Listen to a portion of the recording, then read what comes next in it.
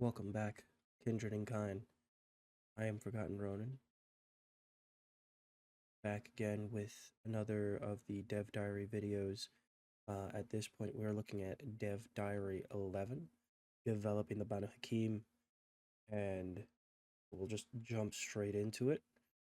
Um, so, as of right now, the Banu Hakim being another of the clans that have been set, with the only one showing gameplay for them in the extended gameplay for it, the video that came out. So the Banu Hakim, or the Assamites at the time, were one of the first clans to be added to the original assembly in 1991. As such, they were less connected to a vampire archetype out of fiction and instead modeled on the Hashashin, the order of assassins out of Alamet. In time, they were expanded upon in the setting and incorporated new elements of mysticism and religion, but the core stereotype, the Arab assassin cultist as vampire, regrettably remained. Needless to say, they needed some work to align with the design principles of Vampire the Masquerade's latest edition. The concept of a hunter of hunters driven by strong principles or a deep-seated sense of justice does resonate with powerful elements of vampire and vampire adjacent media. Blade, Angel, and for those that remember it, Forever Night all feature vampires seeking redemption by taking the fight to their own, while the very vampire esque Dexter is a poster child for the concept, as is the Caped Crusader. It is no fluke that the internal shorthand for the Banu Hakim was so.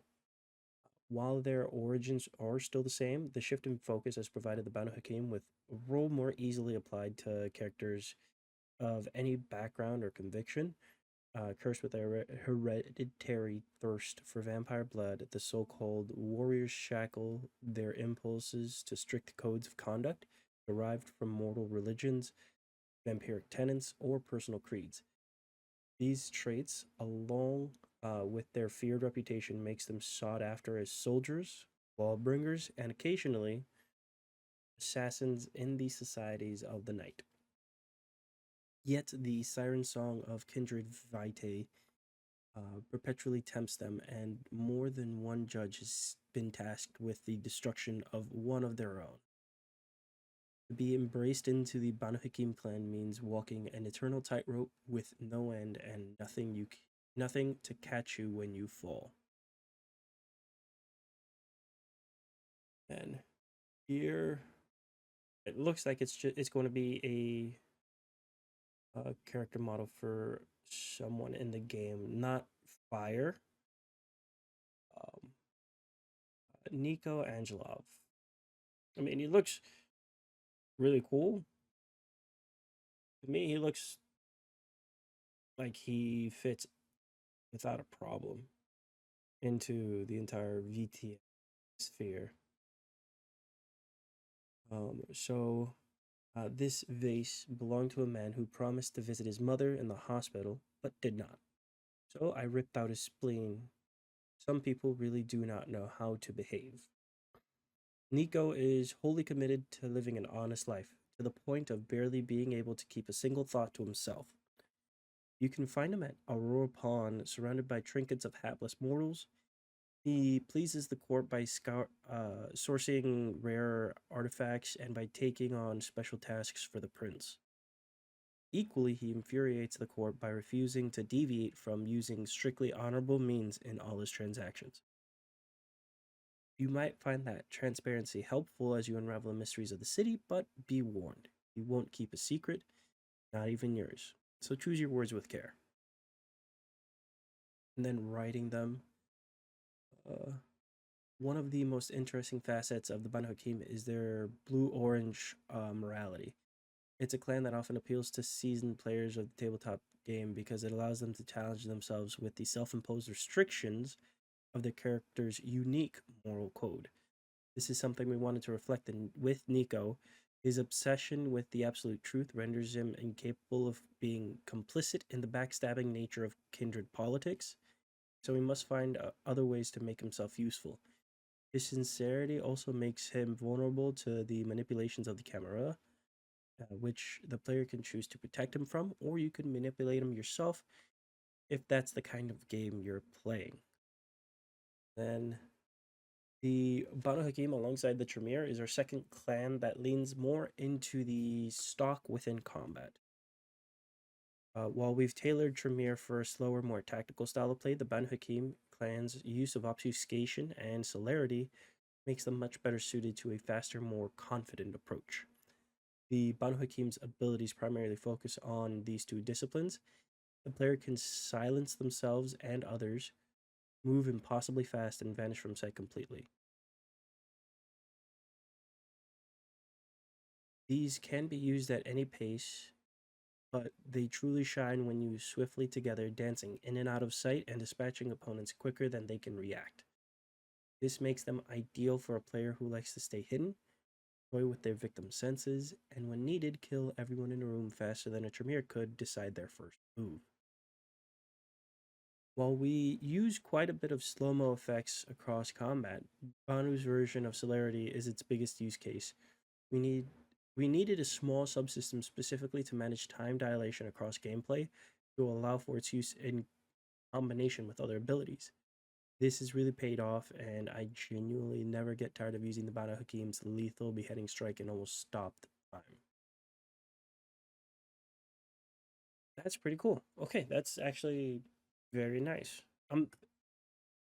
Everything that I've seen from Dev Diaries before to now is them making something to assist with a playstyle, a specific version of uh, the game. So I remember before we saw that they were using different things in Unreal Engine 5 to assist with making the game a little bit more optimized and easier to run with lighting. That was really cool. And if they keep doing that and then with characters, they're doing this where it's making it easier for us to use abilities without being as clunky as it could be. I find that very reassuring that they're looking into everything as good as they can without any issues or like problems where they're just trying to do something, be done with it, and then move on. So, with this, uh, what do the Banu Hakim sound like? In our audio design for the Banu Hakim clan, I leaned into harnessing the sounds of whispers and wind, signifying the clan's predilection for stealth and silent execution.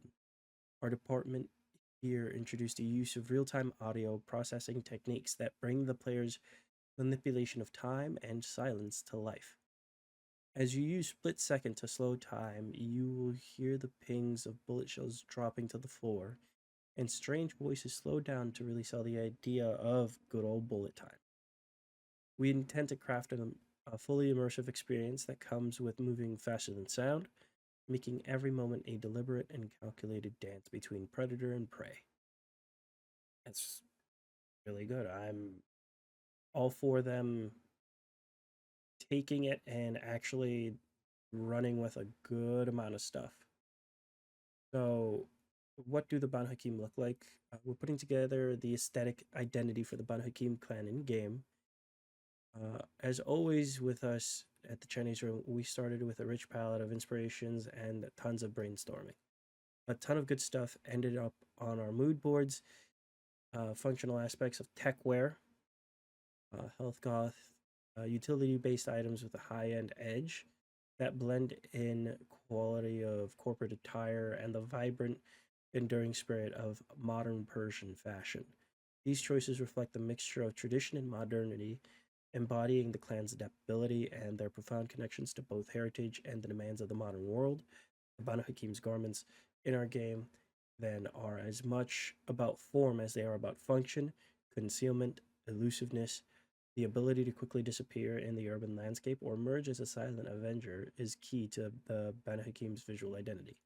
Mirroring their roles as the unseen arbiters of justice in the shadow world, their righteousness and role as silent guardians of the vampire society.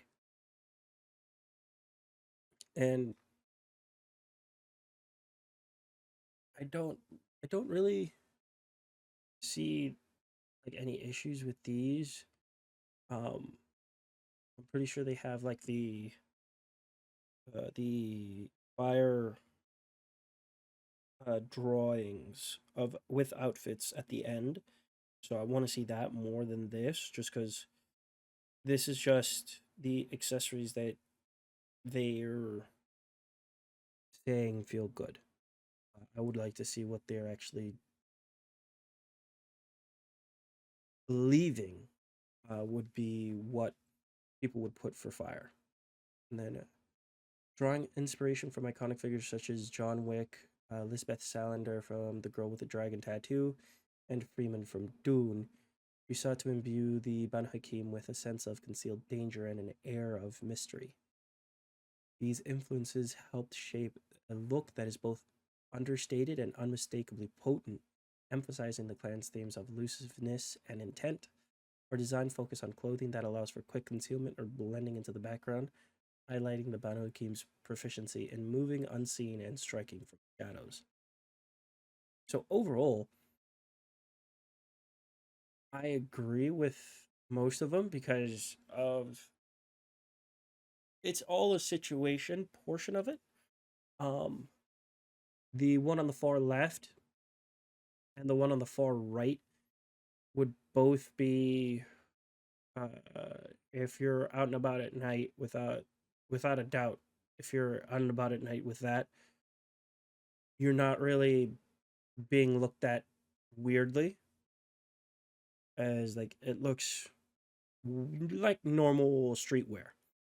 The middle two, those would just be dependent, like all black. You'd just be hiding in the shadows. The suit itself is if you're trying to be a part of something a lot fancier to try to merge in with a very specific high end crowd. So it's it's a good four outfits with what they're saying actually being correct and actually like looking like they're trying to make it work out. And I personally enjoy that. Um, then we're going to the number 12, developing the Ventru. So, picture a group of stylish, ambitious vampires, each with a hunger for authority that matches their thirst for blood. That's Clan Ventru for you. Vampires with a taste of power, prestige, and opulence. Our team has had a blast bringing their aristocratic grandeur and ambition to life in the game. Equally at home in the corridors of corporate power and the halls of high society, the Venture embody leadership, strategy, and refined decadence. When they're making deals in boardroom or dominating the nightlife scene, the Blue Bloods always maintain their iron grip on power. So designing it for tabletop. So for me, I don't like the designing modern venture for tabletop because it's not a tabletop. It is still a first person, like you could think RPG ish action adventure as well. But the clans themselves have their set. Um, each clan has their set uh, way that they are. And just like the Banu Hakim previously, it was completely different and they've had to change it. I personally believe that most everything that has come into V5 Vampire the Masquerade, from what I've like read myself, everything is perfectly fine. They don't need to change much, if anything, for the game. But I'm happy to hear their take and make sure that they actually like are thinking about it. So just like the Bruja, the Ventrue are foundational archetype both in Vampire the Masquerade's clan assembly as well as in the wider vampire fiction. They represent vampire as the aristocratic leader, classy, regal, and inhumanly majestic. Many screen depictions of Dracula would fit well in this clan, as would a number of his derivatives. Before Anne Rice, the Ventrue represented what most people would consider a classical vampire. Taking the Blue Bloods into the 5th edition was therefore comparatively easy, as the clan had a solid identity from its first appearance in 1991, never relying on gimmick powers or tangled setting elements. Their arsenal of disciplines paint a clear picture of what kind of ruler they represent. Presence to incite awe, dominate to enforce obedience, and if the previous would fail, fortitude to withstand retaliation. A true Ventrue commands from the front, but that is also their weakness. While Ventrue vampires are no strangers to hierarchies, their tradition of embracing mortals already used to being obeyed often creates a brutal power structure with too many leaders and not enough followers. Too many blue bloods, the throne is more important than what it represents. And more than one Ventrue prince has met the final death because they would rather lead in defeat than triumph as a lackey. So I'm actually happy because that's okay. So that's from World of Darkness themselves. That's not the Chinese room trying to say anything. Okay, so that was just World of Darkness previous and now, and then the Chinese room taking what they're saying as something that they can also work with. Okay, so here we have Fletcher. I have two rules: no sneakers, and if you must rip someone to pieces, do it outside. These are original floorboards. You understand. You'll find Fletcher to be extremely polite and well mannered, as ruthless sociopaths go. He owns several venues throughout Seattle, but you're most likely to run into him in the Macomb Bar, tickling the ivories and rubbing shoulders with other blue bloods. Educated, intelligent, and congenial, you might enjoy Fletcher's lively conversation, but you'd be wise not to let his affable veneer fool you. He's a great white amongst lesser sharks, an old hand at vampire politics, and has survived more than one prince of Seattle. And then writing the venue.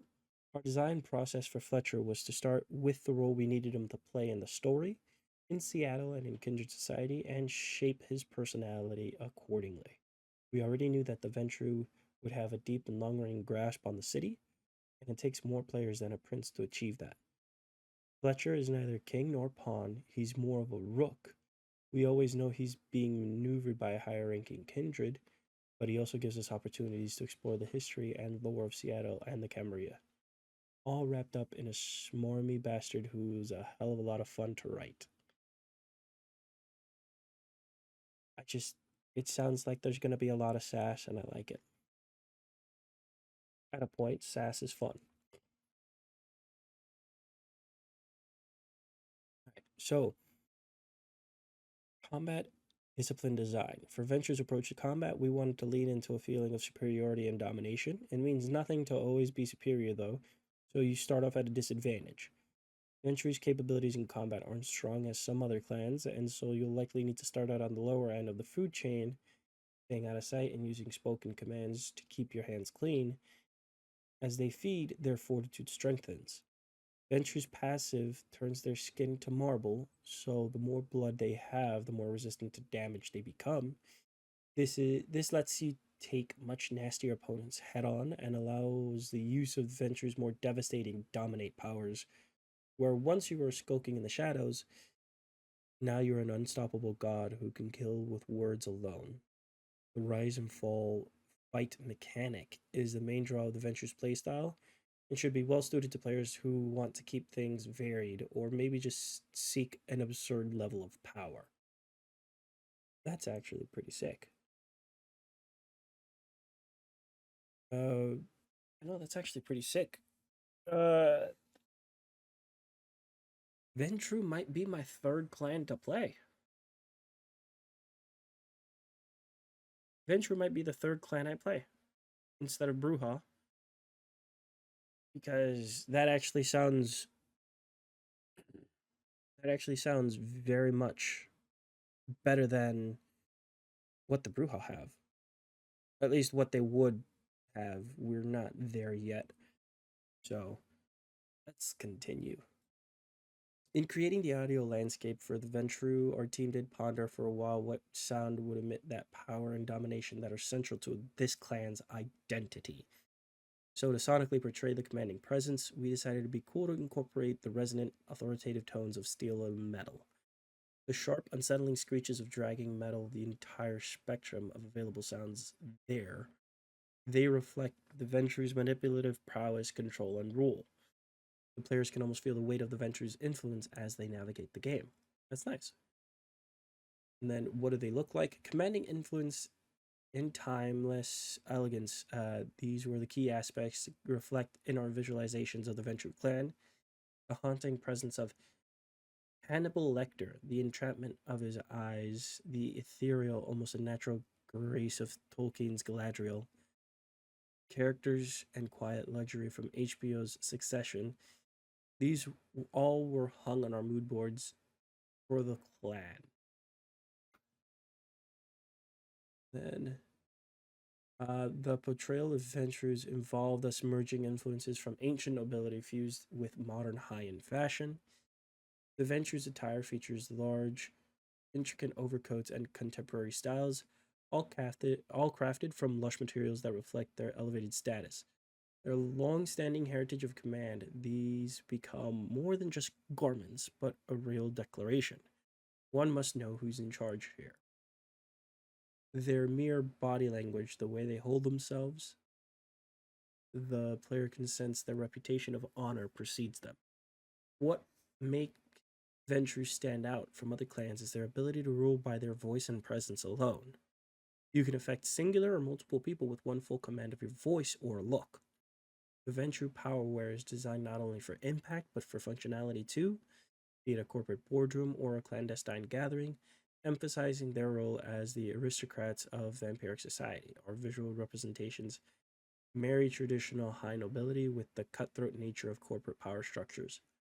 The Ventru stand out as both a beacon of old world aristocracy and modern day leadership, dominating any room they enter, whether though the subtle art of persuasion or good old physical power.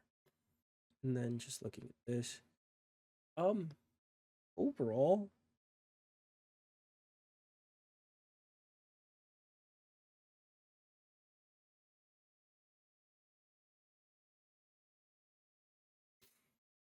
so my thoughts on the outfits themselves. The one on the far right looks a little.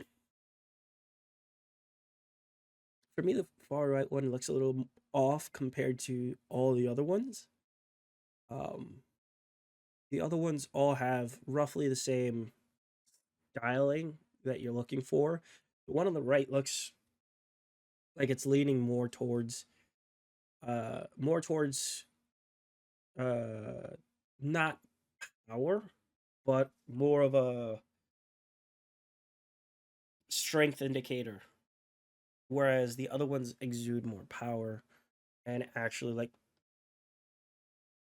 have that little cohesion for at least those. Um, I do hope that the one on the far right is. I do hope they do a little better with it. because comparatively to the rest of them, I don't like it. I don't like it as much. Um, I like the others more. And if I had a choice to like remove one, I'd remove the far right one because there's it's I personally just don't like it compared to the other ones. But with that, we are heading over to the Dev Diary 13. What are we up to? So let's see. This is June 12th, 2024. So from today, 3/4 of a year. 3/4 of a year has passed since this was put up. All right, so summer's here. So we figured it'd be a good time to pull back the curtains a bit and show you how a game like Vampire the Masquerade Bloodlines 2 is made. This month, we'll be giving you a couple glimpses into how the magic becomes a game. And in this post, we're focusing on the atmosphere of the game, concept art, level design, lighting, and audio.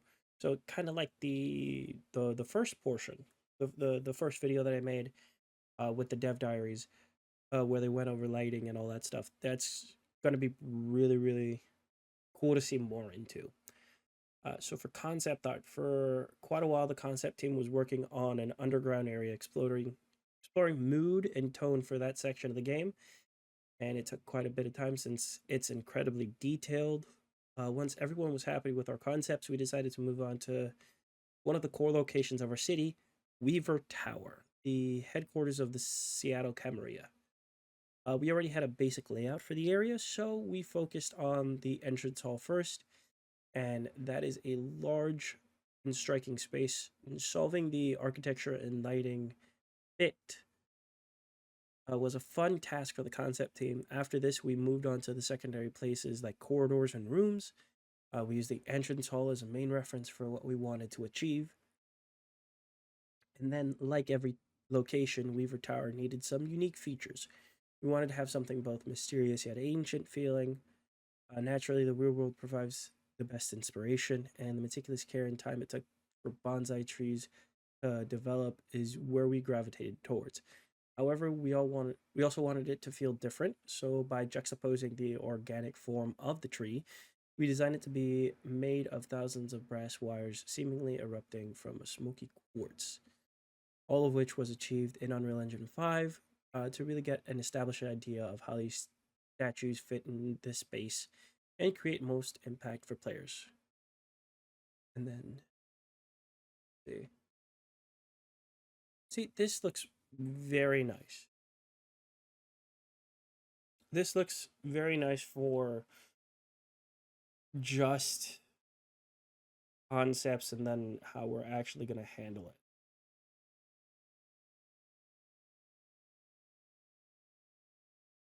And that's beautiful. That is beautiful. Um yeah, no, that's this is this is something that I would honestly say that this is really fucking cool. If the game looks this nice in first person in the game and it's optimized to run well, I really don't see any issues. I personally believe that this is amazing. And I can't wait to see more. And I know we have more dev diaries and all that. But going through all the dev diaries like this gets me hype. And one of the few things that I always try to do is not to overhype a game, because there have been many times where games were overhyped, and come launch time, it was just a disaster. So I don't like overhyping a game for that reason. For level design, as a level designer, I love working on spaces that evoke a range of powerful emotional experiences for the player. I've been exploring how we can best achieve this while collaborating with our other departments. I'm very excited to see reactions recently. I've been working on an early level in game where I focused on how we can encourage player learning and how we can help you feel confident while playing our game. We also wanted to build levels that support a variety of playstyles to make sure that you can play as your chosen clan. As a vampire, we want you to be able to embrace your supernatural movements. Our levels have been carefully crafted in a way that will allow you to experiment and have fun with our traversal system, and in some places be challenged. I can't wait for you all to play. It's sick. It's really cool. Um, if okay, so traversal traversal is going to be a really cool thing, and I want it to all be. I want it to be really like this looks cool,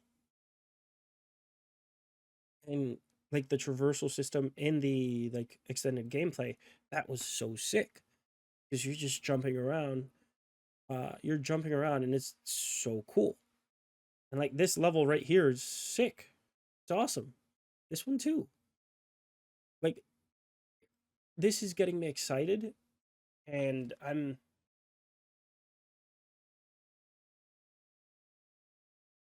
just can't wait. It looks so fucking sick. Uh, in Bloodlines 2, my main focus is to guide you through the cold and looming backdrop that is our design and environment art teams have that our design and environment art teams have meticulously crafted over the past few years. These quests set in our nocturnal version of Seattle allow you to delve into the lives of its many kindred inhabitants. Taking place after pivotal moments in the main quest line, these adventures will offer you a chance to explore Seattle at your own pace. You'll be visiting its clan leaders, keeping the competition at bay, and making decisions that will affect the outcome of your journey as Fire. These are stuffed with narrative and lore, and I'll be taking you from the depths of the underground to the snow capped high rise rooftops. Having so many great moments in Bloodline 2's story under my care has always felt like a big responsibility. I'm happy to report, however, that working with the narrative team has been wonderful, and bouncing ideas off of them has been some of the most fun I've had here at the Chinese Room. I look forward to heading into the night with all of you, but for now, I have more public spaces to deface. So this looks amazing, and if it's like truly free roam, walking, climbing, uh, jumping rooftop to rooftop, all of it like that. That's gonna be sick. It's gonna be awesome. Um, like this like it's really cool to see like all this because I know at least this grid here. It's basically just a wall. That's a wall, but I don't know what anything else would possibly be. Like I don't know if those are just really high walls or if those are meant to in like deduce locations.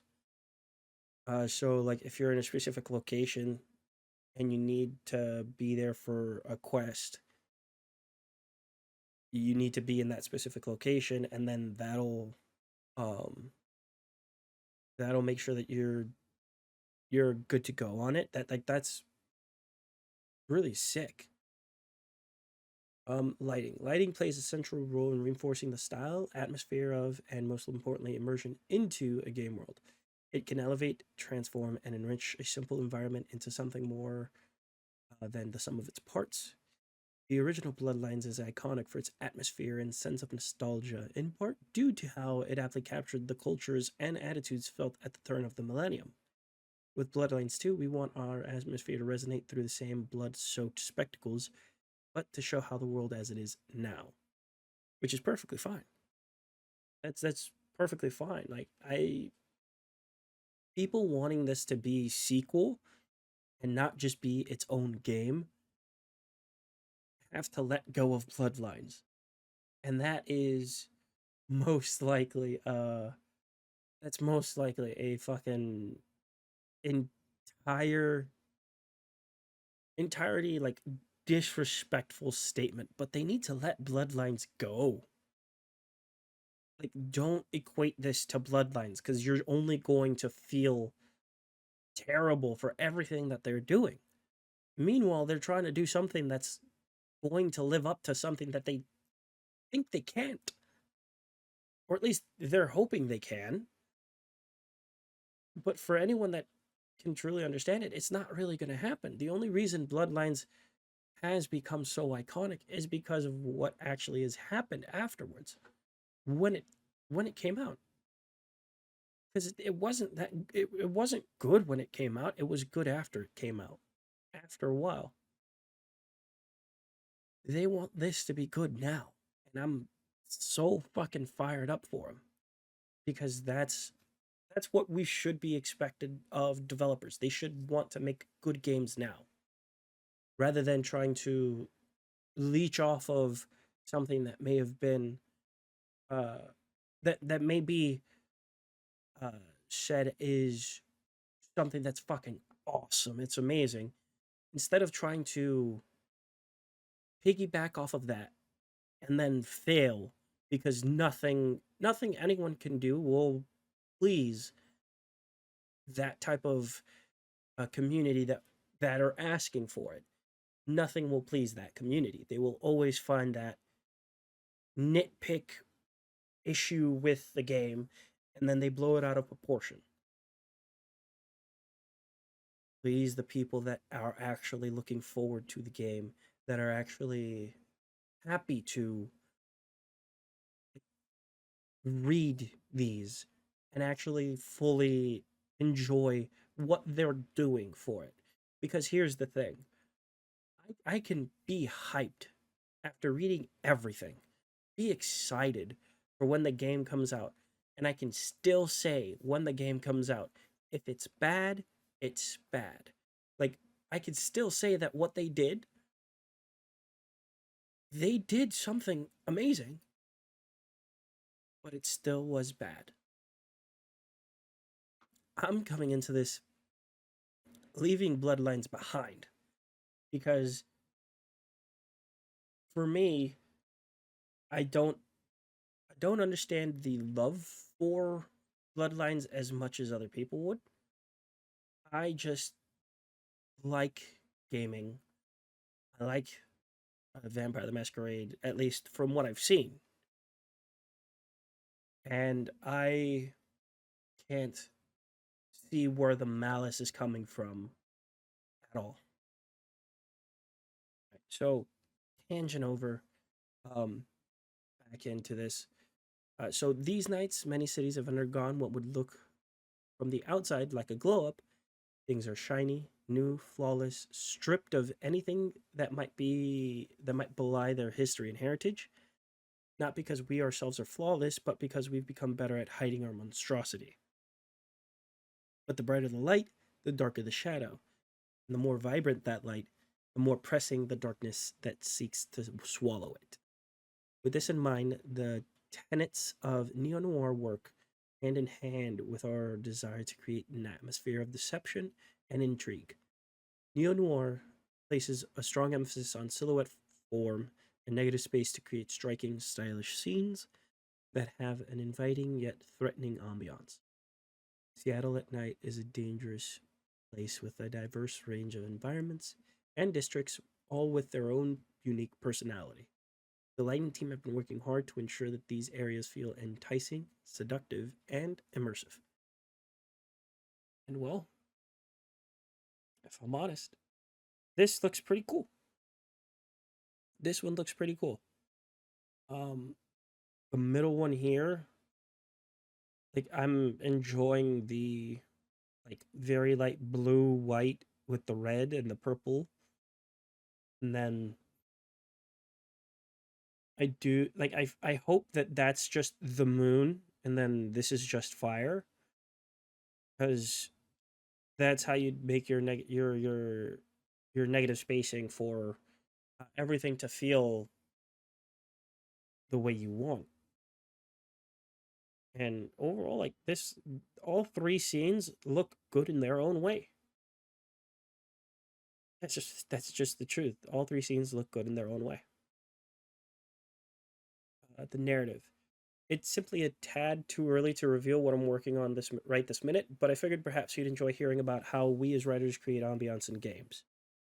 Something perhaps players don't think much of means we did our job right, but that is still part of the overall experience. Ambience are the sounds you hear in a game outside of your roleplay conversations. This can range from short lines you might hear from passing NPCs to situation specific enemy dialogue.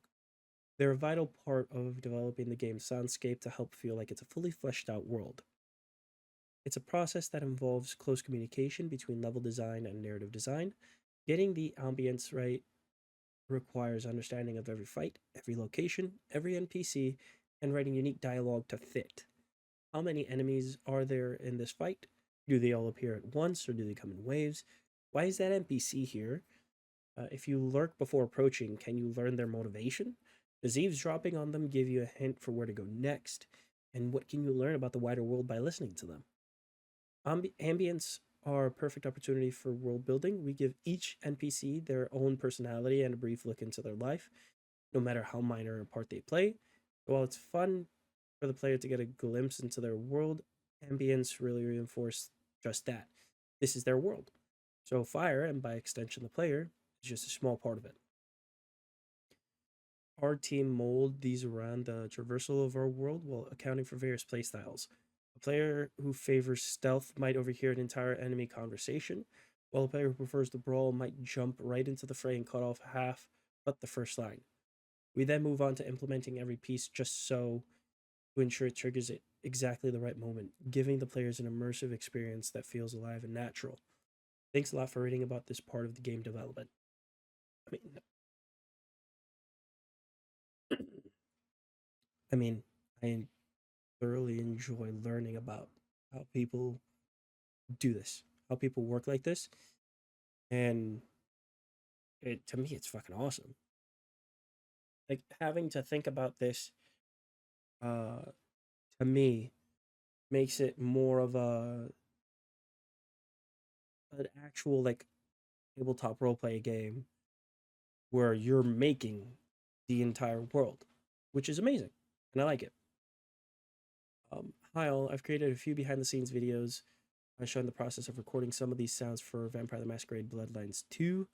I use a variety of different microphone types and techniques to capture close, detailed recordings of various textures, which would work well for the blood and gore in Bloodlines 2, and then process these recordings to bring out their finer details of the sounds to help create a hyper realistic sonic aesthetic for them bone crunchy moments in game. See you in 2 weeks for another sneak peek like this. And before they break for summer holidays, in the meantime, join the Discord and then the socials as well. So let's check this out.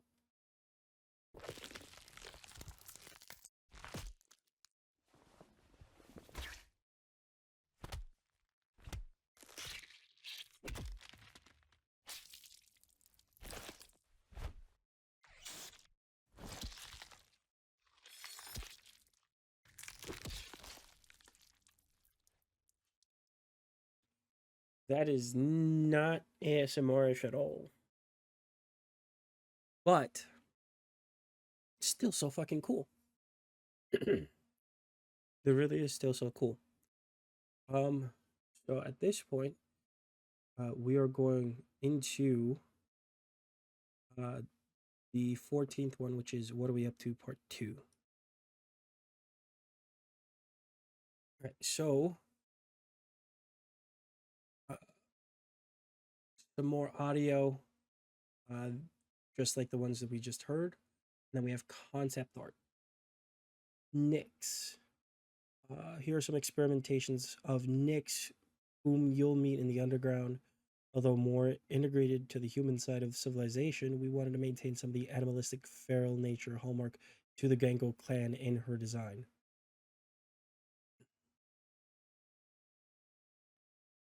The original's perfectly fine. Variant 1 is great. Variant 2 just Variant 2 seems like they tried doing something completely different, and To me, variant 2 does not stick to the gangrel nature like they were, like the gangrel features like that, at least to me. Um, yeah, I would keep the original, the variant 1. I wouldn't keep variant 2. But that is me personally. The Pioneer Square concepts, so another area in the game.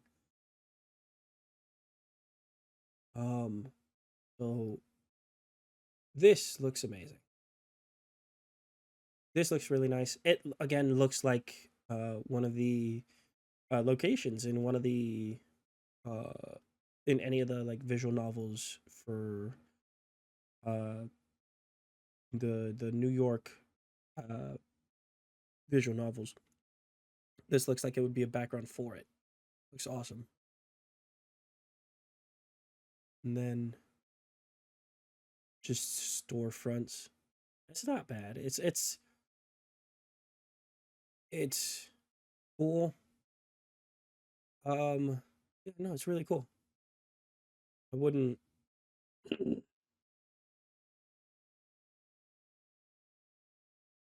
Yeah, I wouldn't say that that's bad for the storefronts. That's really good. I like it. It's you're working in the same spot for different stores, and just the stores themselves look good for what they are. They look good. So the financial district, all buildings, like bright lights, all buildings, bright lights. This looks really nice. Yeah, this looks really nice.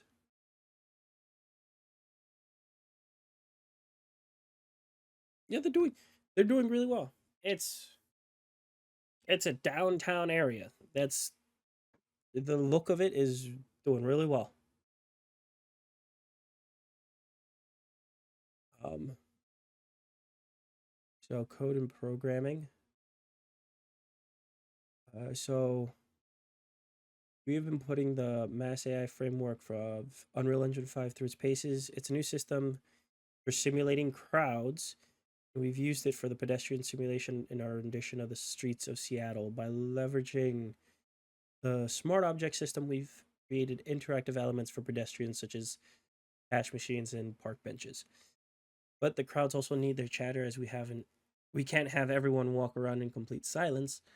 We extended our banter system to allow groups of pedestrians and enemy NPCs to talk to each other, enabling general contextual chat about the world and reactions to you as you complete the missions.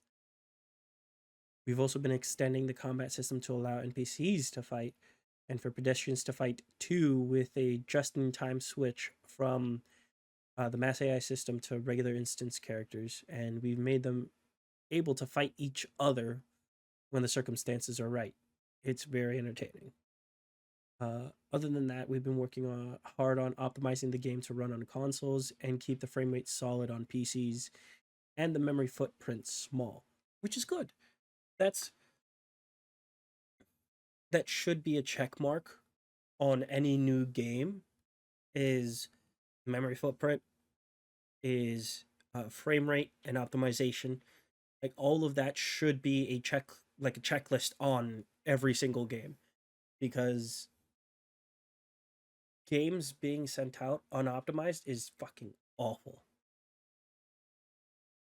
Design. For my quests, I like to lean into the protagonist's nature as an outsider in a foreign land. Seattle may at first seem inconsequential to an elder vampire, but powerful as you are still at the bottom of the ladder. Fire must quickly react to a kindred power structure in chaos, and the early missions in the city reflect this. Rejection by those in power would mean certain befalling, and so Fire must prove their worthiness to the Seattle's elite.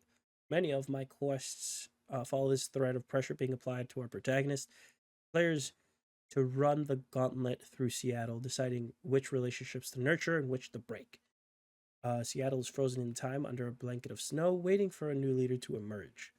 Fire's weakened and in need of both allies and answers. The weakest soldiers on the street, the courts, and even the cops will present challenges for players to navigate, or maybe just straight up punch in the mouth.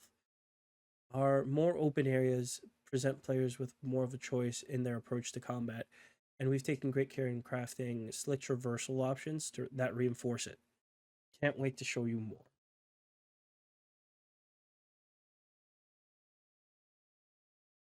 So yeah, I was right. That's just like a barrier type thing, the purple.